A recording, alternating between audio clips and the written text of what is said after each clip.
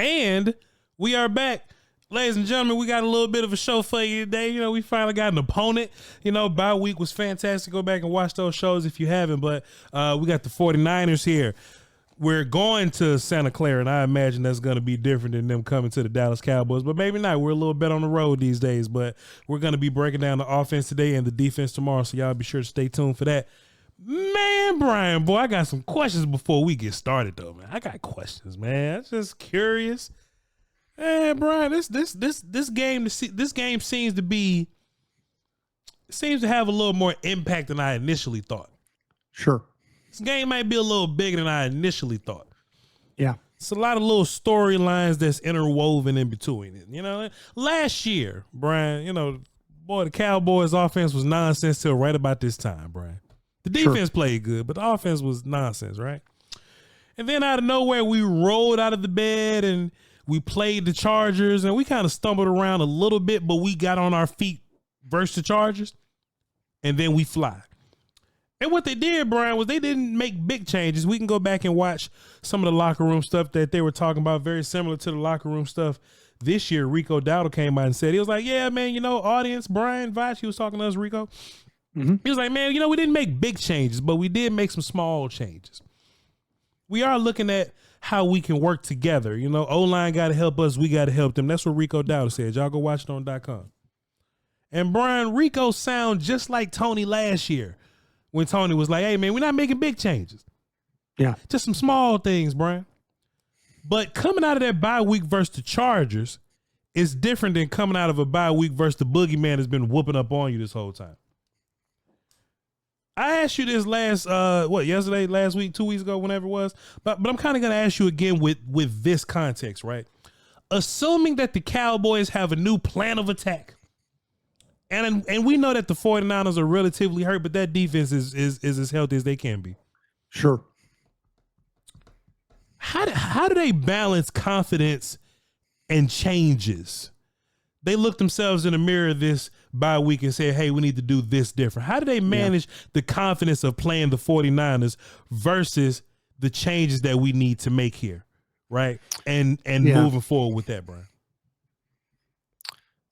I don't know how you could look at now, as banged up as the 49ers are right now. I don't know, even with all that, I don't know how, and you and I both have watched their offense and missing wide receivers, potentially missing a tight end, you know, and missing, you know, some of the things that, you know, that are important. You know, I think, like I say, Brandon Ayuk, the loss of Brandon Ayuk will be huge. Mm-hmm. If you're Dallas and your confidence defensively, I don't think you have a lot of confidence. Sure. I don't. And the problem is the things that the San Francisco 49ers are very good at. And to me, that's running the football. Yeah. You know, their intermediate passing game could be big, but losing Ayuk, potentially losing Deebo Samuel, just a gut feeling. I think Samuel will probably play. In fact, he got out of the hospital. They'll IV him up and all those things. So, you know, won't practice him. But still, now take Ayuk out, take Kittle out potentially. You know, those are big losses. Sure. Those are big losses for these guys. But I think Deebo Samuel will probably play. But I'm saying this in a way of, if you're Dallas and you're playing defense against these guys, they run the ball well. They've got a physical back that causes people to miss tackles. Dallas doesn't tackle particularly well, as we know. They're near the bottom of the league, 16% missed tackles for your Dallas Cowboys defense. Can't be too confident in watching, you know, Jordan Mason play and feel like, wow, okay, sure. You know, we're going to bottle him up. Sure. You know, I think where you have to try and bottle him up is, and Nick Harris said something really interesting this morning on DallasCowboys.com on the break. He said that he would think about playing your edge players and not worrying about the rush. Play the run. Just worry about playing run all day. And hopefully that you can win inside with Oso Digizua on Banks, the left guard. If you're going to get pressure, there's where your pressure is probably going to come from. But worry about playing edge defense. Worry about defending Mason. I just don't know how you have confidence, though.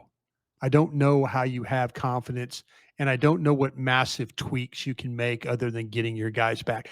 Dallas Cowboys play loaded box 43% of the game, 43% of the time, and they're bad at it.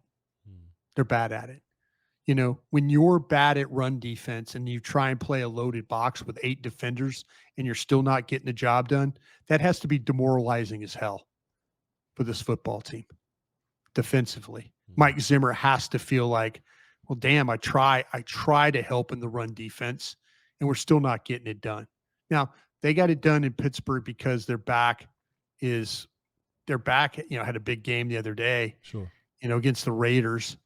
But, you know, other than that, you know, they've struggled against quality backs. Mason is a quality back.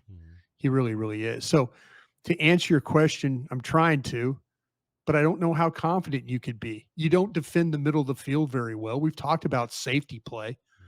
And folks, I'm not trying to be Debbie Downer guy. I'm just telling you where the San Francisco 49ers are good. Their ability to run the football with a physical back.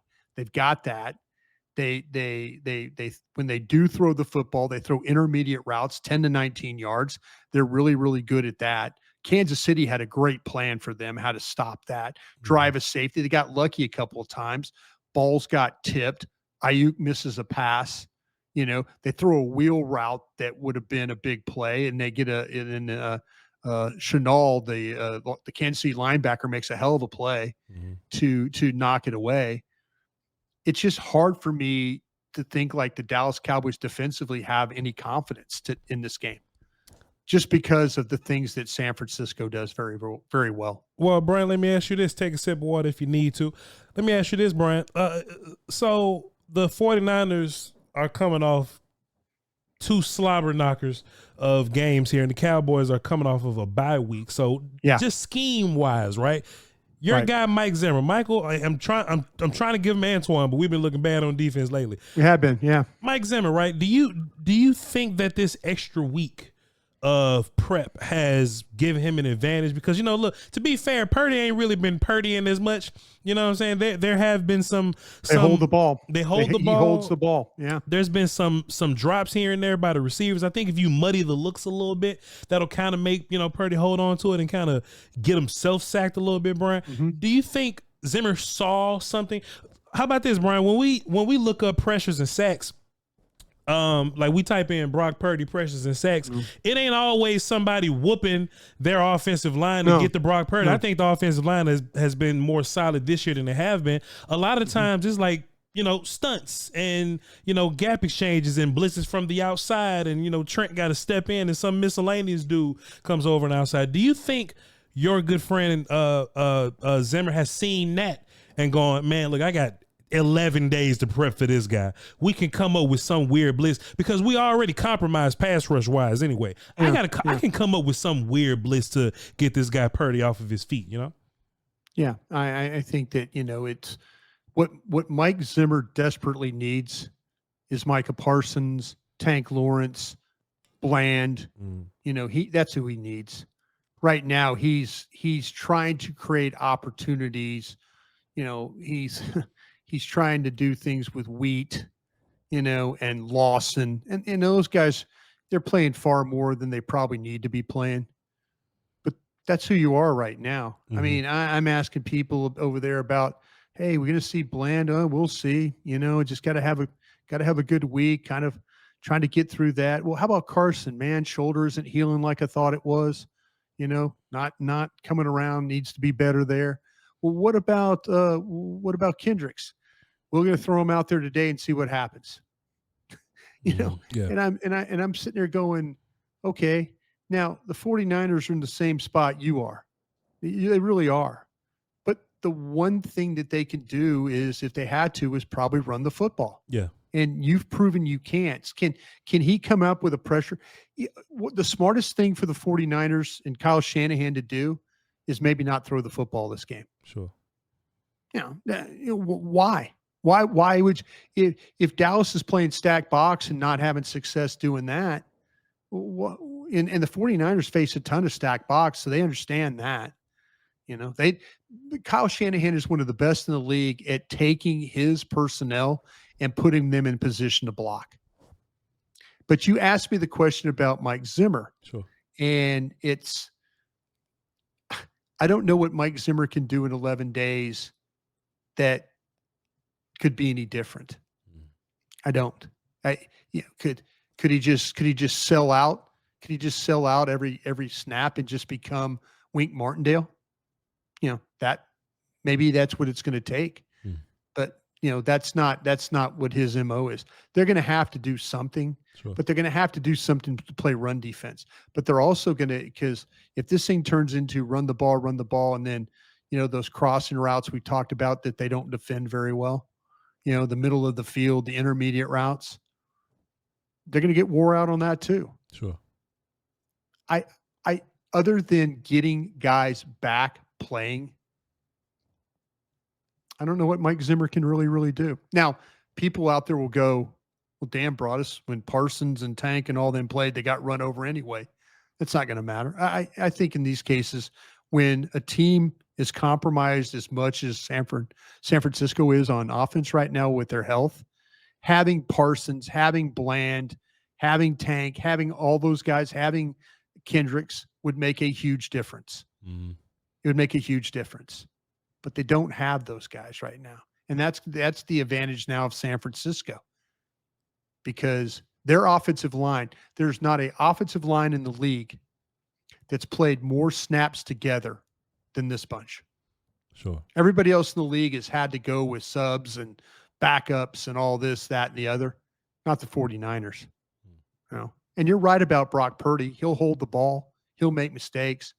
But there's times where he holds the ball and it works out pretty damn good for them, But they're just like Dallas. They have tight window problems too. Sure.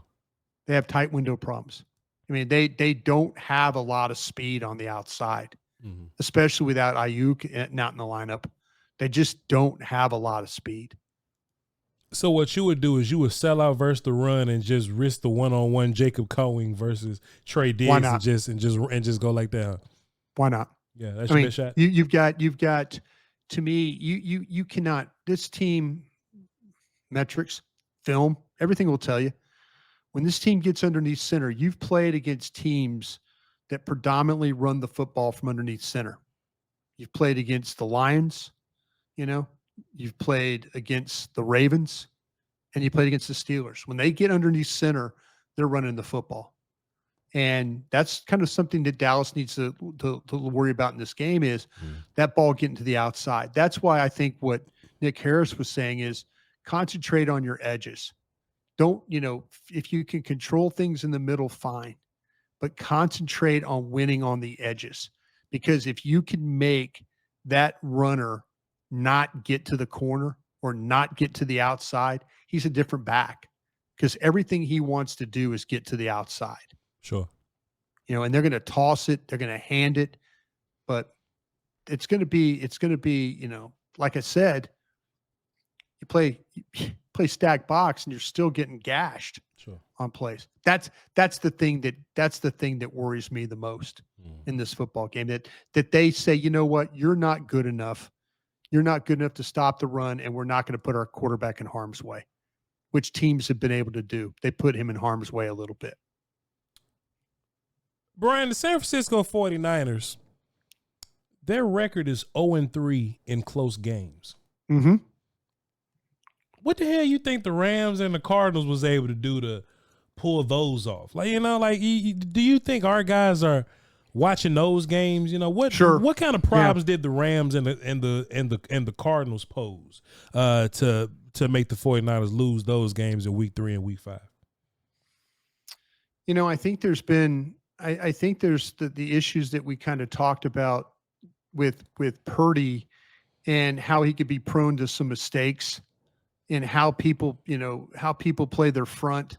I loved watching Kansas City play defense because Kansas City's got a good plan. And I know you asked me about the Rams and Arizona and teams like that. Chris Jones was beating the hell out of everybody up there. But you get some scheme ideas. Sure. You get scheme ideas when,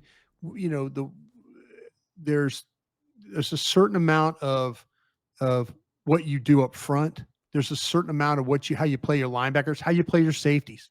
When you're getting a lot of crossing routes, Kansas City jumps routes. Sure. They recross or they jump. Some of these teams, like I say, last year I thought Jim Swartz did a hell of a job against, the 49ers. When you watch them play, the 49ers and the Browns, you saw that robber coverage. You saw them take away the middle of the field. Mm-hmm. If you could take away the middle of the field and take away the outside runs, this is how you control the San Francisco 49ers. Sure. And those teams are able to do that. If you're able to play the middle of the field and not allow them to run, and they're a different team without without Brandon Ayuk in there. Sure. They're a different team on those crossing routes and things like that. Yeah. I'll take my chances. I'll take my chances with Ricky Pearsall. He's a rookie. There's a couple of times the ball went inside. It wasn't like he was fighting to getting off a route into a route and then see the ball. Yeah. But these teams that play the 49ers well, they can test balls. They don't let them have crossing routes, and they're able to kind of handle things on the edge in the running game. Sure. And they force Brock Purdy, who, as we mentioned, loves to hold the football, into some poor throws. That's how you beat the 49ers. Now, like I say, I'll look at the defense tonight. We'll talk about them tomorrow. But offensively, they're not the same team. They're not the same team, but they do some things well that give Dallas problems. That's what worries me. We'll talk about it tomorrow for sure. But which side of the ball, like Cowboy wise, right? Which Cowboy unit has the better chance of, coming out and taking advantage, right? The Cowboys offense, Cowboys defense. I know that the Niners offense is hurt, but they still got that run game that they got the run game. That's the thing that scares me. If San Francisco didn't have a running game, I would feel so much better right now because I feel like that they can lean on their running game and not put Brock Purdy in harm's way. Sure. Juwan Jennings has a hip, Brian. You think he'll be out? I don't know, man. We'll see. That's what I'm saying. You've got some guys. The injury report for them is pretty significant. If it turns into, like I said, they could very well be down. They very well could be down. I'm just looking at the list right now. You talk about Samuel. Sure. I have a gut feeling he's going to play. It's just weird. I just, here as a former personnel guy, you always expect somebody that, he's got an illness on Monday, and then by Saturday he's good to go. Yeah. But Kittle is huge though, huh? Kittle is huge though, right? Kittle's huge. Yeah. Kittle's huge. Like blocking and catching and all this kind of stuff. Like Kittle's because what happens when you play the 49ers and they throw the ball, they kill you on that. They kill you on that delay. Mm-hmm. They kill you on the, like, we're going to block, and then we get it in a route. And you lose track of Kittle. You lose track of Wycheck. Mm. You lose track of those guys because all of a sudden it looks like, they're staying in, they're going to block 12% block and block. No, it's like they block. You're like, okay, they're not going out. And then the next thing you know, they're in the route. And now they're uncovered. You got to get that wheel route. Sure. Tried to throw the wheel on him, throw the wheel the other day on Kansas City. Kansas City played it great. What do they do? Line Juszczyk up as a fullback or an offset I fullback and just, fake a block and then run him up the sideline. But they don't have Kittle. That puts a lot of pressure on them. That puts a lot of pressure on them. And then, but like I said, what's the one mechanism they feel like they could probably hurt Dallas doing? They can run. They can run the ball. So what the hell we gonna do to win, Brian? We got people that tune in to us every single day and they need answers. What the hell they gonna do to win, Brian? Tell us. I'm going to need to sit down and look at San Francisco's. Okay, I felt like you and I did the Detroit game. Sure. And Jerry Jones even admitted it on 105.3 The Fan the other day when he talked about he felt like their plan was that it could throw the ball in Detroit's secondary. Secondary was a little weak. And we said the same thing. Sure. We evaluated this. I need to look at San Francisco's defense. I just feel like that you're going to need to win this game.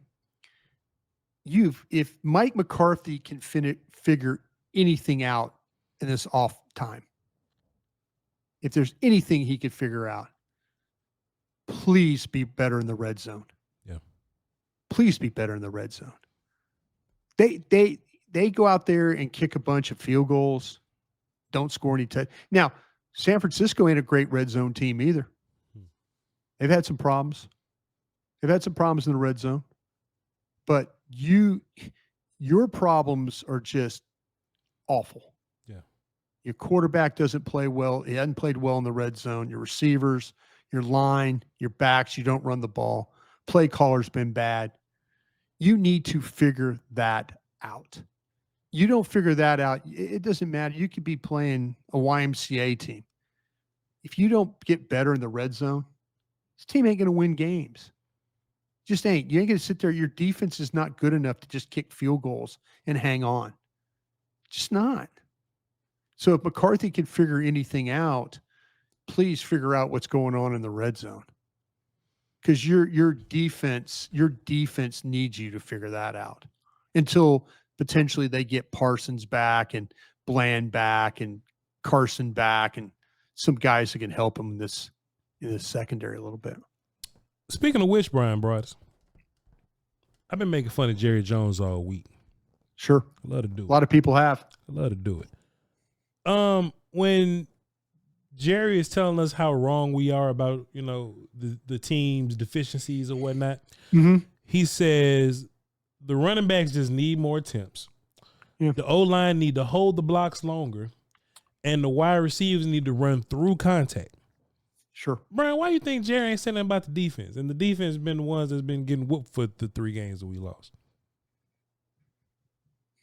I think Jerry sometimes you damn right. That's a good question, but you damn right. Go ahead, please. Yeah, I'm not gonna say that anymore because I know you think it immediately. So look, I don't always think it, but I think it when it's a way to buy time. You know how it is. I think it when it's a good question, Brian. You ain't got a lot of people. Go ahead, please. I think he looks at his offense as not being compromised. He looks at his defense as being compromised. No Tank, no Micah, no Bland, no Carson, no Kendricks. He probably felt like that Detroit game was going to be tough, but if they turned it into a shootout game, that's how they were going to win it. Can I cut you off though? Can I cut you off? Sure. And that's my criticism of Jerry though, right? Jerry was talking like the only bad game we've had was the Lions. We was healthy in New Orleans versus New Orleans. Yeah, absolutely. So I just want you ain't Jerry Jones, you Brian, but I wonder if I just asked Jerry, why didn't you mention nothing about your defense, man? I'm just curious. I think the fact that he now, and this is going to sound really unfair, but the fact that the contract he signed to Dak and CeeDee Lamb and what he did with Zach Martin and Steele, probably feels like he got let down over there a little bit. I think he probably got let down a little bit that those guys have got to play better and they didn't, or they haven't.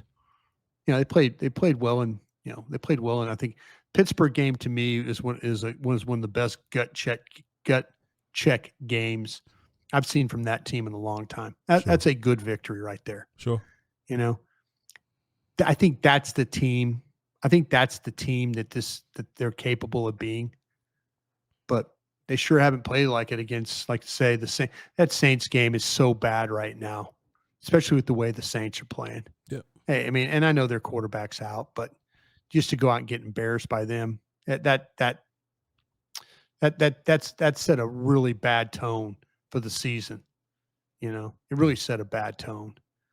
You know, you needed to get that one. Yeah, the Ravens game was going to be a little, but I think to your question, Jerry Jones he looks at his players on offense in that game, and he probably feels like they let him down. Probably feels like the coach let him down too, because he was talking about scheme, and talking about, you know, play design, stuff like that. Tough to win games like that. Yeah. You know, tough to win games, but you know, I bet he thinks his defense is a little compromised, and that's why he didn't bring it up. Well, we'll see, Bryan Broaddus. We definitely gonna see. I think. Please. No, I was going to ask you, when you look at San Francisco, when you look at their offense, do you feel similar about the problems that they present for Dallas, or is it they've just lost too many people and Dallas is capable of shutting down their run? Brian, I think San Francisco got a little bit of Philadelphia in them.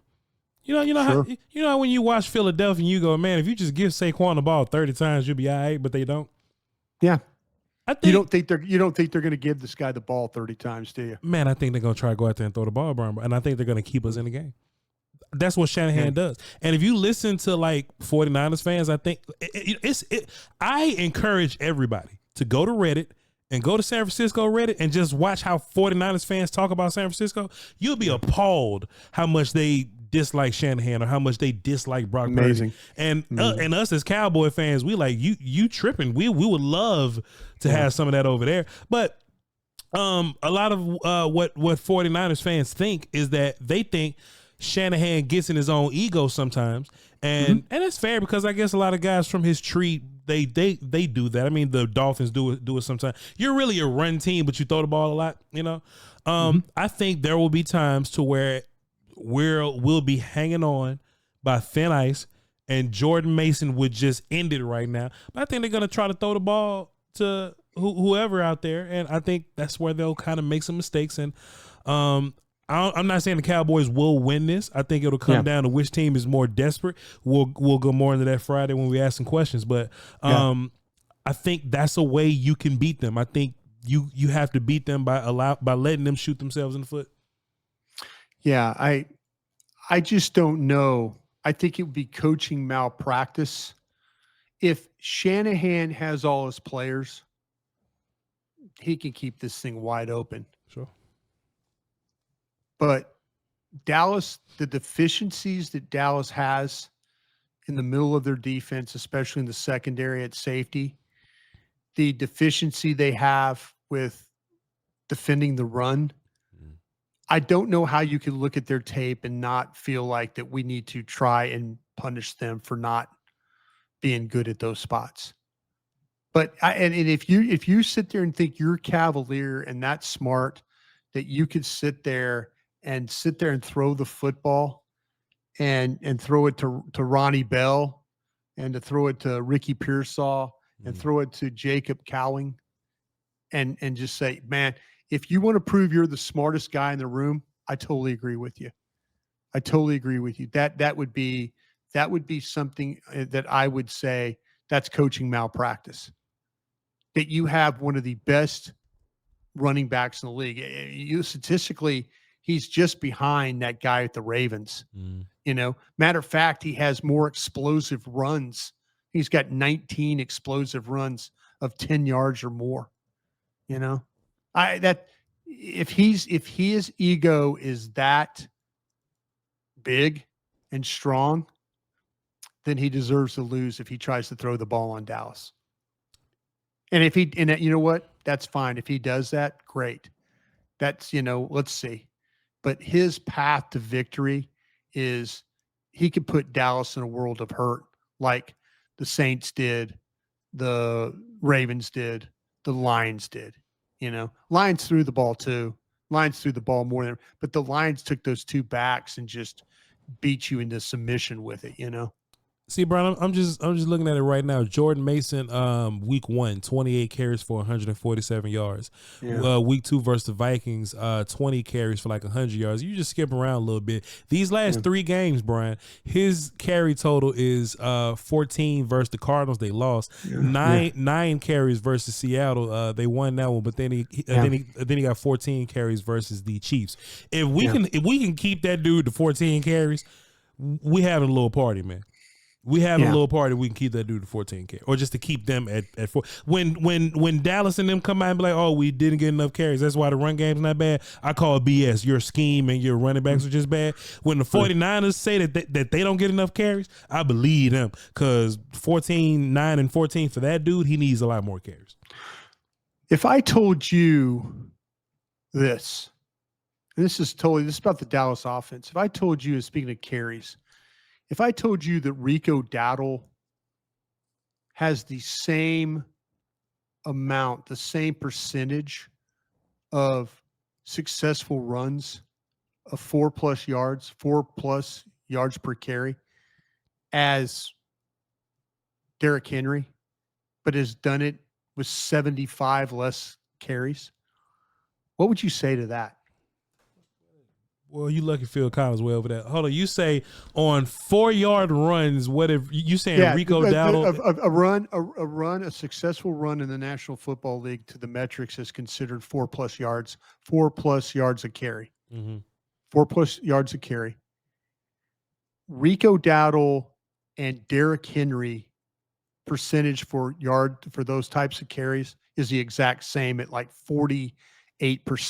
So 48% of the time, they're getting a carry that is 4 yards or better. Same percentage on that.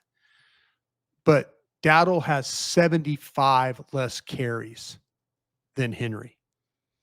Man, Brian, don't come here with all that voodoo witchcraft, man. I watch Derrick Henry and I watch Rico Dowdle. What you mean? Those guys aren't the same.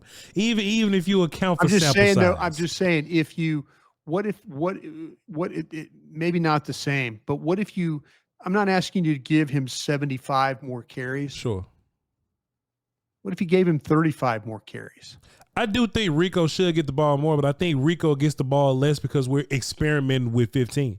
I think if we just stop playing around with 15, I think Rico would get more carries. What was the game? It was versus Pittsburgh. Rico had like 20 carries. Yeah, the 87 yards. Yeah, I believe it was. I'll take a 20 carry Rico Dowdle game.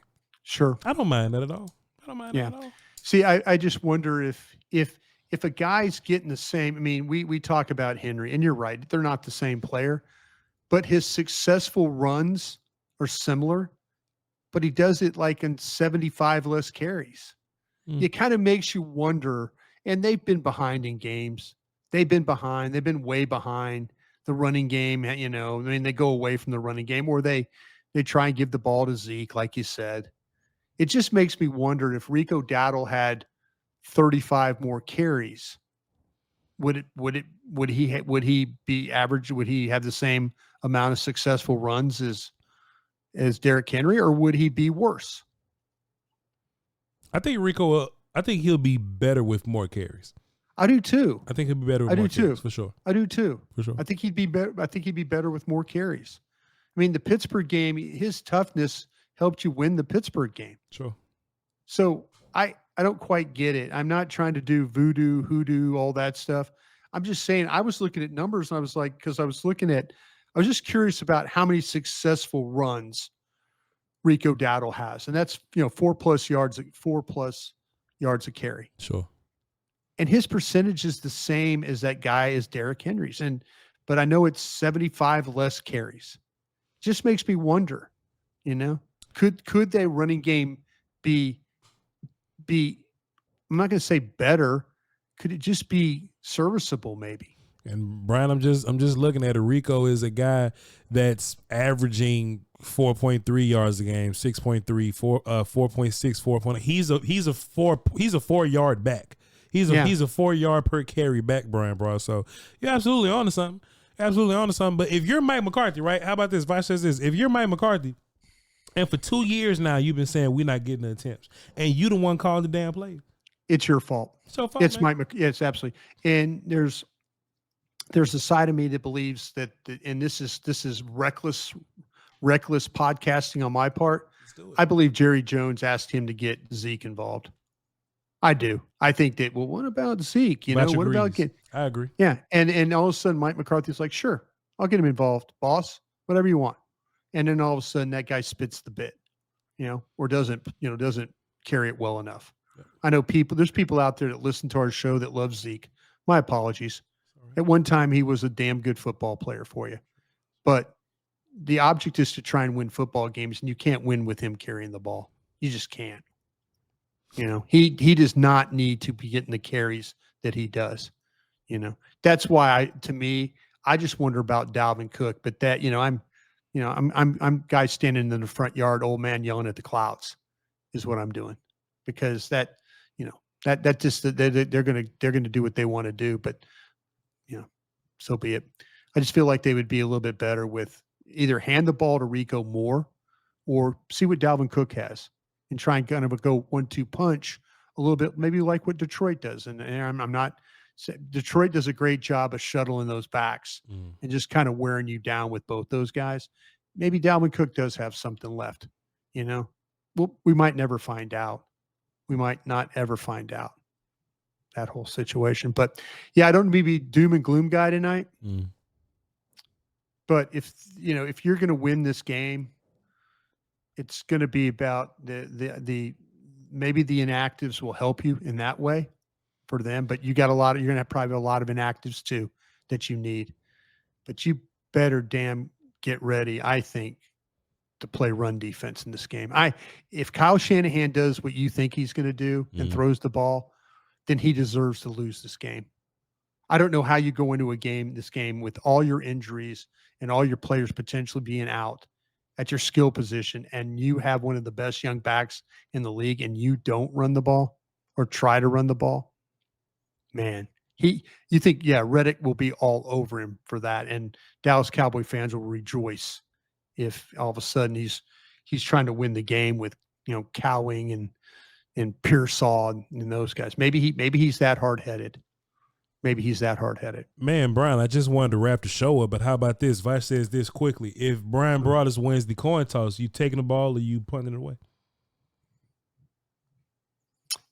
You know what? This is where I'm at now. Give me the opportunity to have the ball to start the second half. I'm playing defense first. I'm playing defense. I'm going to, we might wake up at 11:34 left in the first and you're down 7-0. Sure. That's, I just think winning the middle eight, and I always talk about, I've talked about it before, the last 4 minutes of the first half, the first 4 minutes of the second half, somehow if you can win the middle eight. And Dallas used to do a really good job of winning the middle eight. They haven't done it a lot because they've been behind in games at halftime. But I'm going to try and win the middle eight this game. I'm going to try and get points going into half, and I'm going to try and get points coming out and start the second half. So I'm playing defense first. That's why if I win the coin toss, I'm going on offense, and I'm coming up with the best 15-play script I can, because if I can get up early, if Jordan Mason is kryptonite in this game, and I need to keep him off the field, then I need to get up on points as early as I can. Hope that I can get a stop on defense and make them dudes throw pass in the second half. Good chance you're going to go on a 6-minute drive and you're going to be up 3-0 when most likely that's what's going to happen. That sounds it ain't gonna be Voch up 7-0, and it's going to be Voch up 3-0 with 9:56 left in the first. And we're going to be talking about, damn, that was a good drive until they got down to 3rd and 2, and McCarthy tried some trick 'em dick 'em play. Trick 'em dick 'em. If I'm the play caller, that's 7 on the board, bro. Believe me. Yeah. Hey man, fantastic show. It was some doom and gloom in there, but I try to get some positivity. No, man. I'm just trying to be honest, man. I don't want to be the wet blanket guy. I'm just saying, San Francisco does some things that you're not very good at. Sure. And Dallas has got to prove to us that they can defend the run and defend the middle of the field. It's two areas, and they don't tackle particularly well. But San Francisco's yak is near the bottom of the league. San Francisco for years in the Kyle Shanahan era killed you on run after catch. Sure. Killed you on run after catch. And so right now, they're not doing that. But like I said, you have to find a way to not allow them to just control the game with their backs, because they can, and they'll hand the ball to Kyle Juszczyk too. They'll hand it to him. And if Deebo Samuel plays, they'll put him in the backfield and hand it to him as well. You got to be ready for that. But not trying to be doom and gloom guy. I'm just saying, if San Francisco's watching your tape, they have to feel good about some of the opportunities that they can take on this Cowboys defense. Friday, I'm going to ask you which team is more desperate, and I think that'll be a fun conversation, sir. Yeah, it will be. It really will be, because either team loses this game, it takes you – San Francisco would be going into a bye. Save your answer, man. Save your answer for Friday, No, Brian. no, I'm just saying they'll be going into a bye at 3-5. Yeah. There's a lot of pressure on both teams. There's a lot of pressure on both teams. Pressure on both teams, man. Bryan Broaddus, I love working with you, man. There's not a better partner in the world besides like Will Steele, like Footsie King, something like that. Oh no, man. Hey, I love you with you guys too, and I love especially working with you. I know we're going to get to do more of this in the future. I know I'm so excited. I'm sad I missed you last night. I can't get Bobby Bell to do Love of the Star when he needs to do Love of the Star, so we had to take into my time, but it killed me not to be able to work with you last night. But hopefully that will be the last time for a while, and we can continue on. But thanks to everybody out there who hangs out with us. Thanks for all the questions. I'll get to them at 5 a.m. when I get up and get going, and I'll have that San Francisco's defense watch for you. I know Voch will as well. Brian is outro on the show. Look at him. VOCHLONBARDI. Y'all know where to find him. BRYN Broaddus. We'll catch y'all next time. Love you to pieces. Crown.